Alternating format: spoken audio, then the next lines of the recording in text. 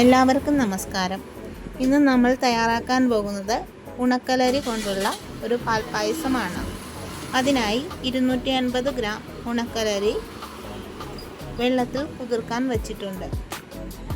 അരി കുതിർന്ന ശേഷം കഴുകി എടുത്തു വയ്ക്കുക. ഈ പായസം നമ്മൾ തയ്യാറാക്കുന്നത് പ്രഷർ കുക്കറിലാണ്. അതിനായി ഒരു വലിയ പ്രഷർ കുക്കർ എടുത്ത് അതിലേക്ക് 250 ml വെള്ളമൊഴിച്ച് ഒന്ന് തിളപ്പിക്കുക.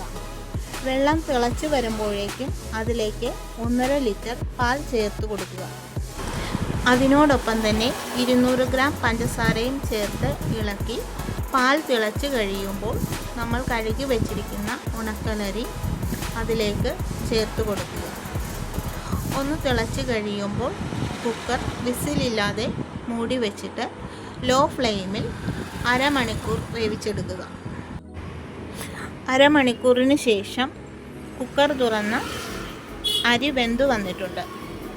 ഇനി അതിലേക്ക് അതിൻ്റെ മധുരം ബാലൻസ് ചെയ്യുന്നതിനായി ഒരു നുള്ള ഉപ്പ് കൂടെ ചേർത്ത് കൊടുക്കുക. ഒരു 1/2 ടീസ്പൂൺ നെയ്യും അതിലേക്ക് ചേർത്ത് കൊടുക്കുക.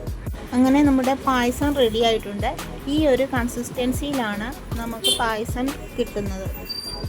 നിങ്ങൾക്ക് ഈ വീഡിയോ ഇഷ്ടമായെങ്കിൽ ഒന്ന് ലൈക്ക് ചെയ്യുക. സബ്സ്ക്രൈബ് ചെയ്യാനും മറക്കരുത്.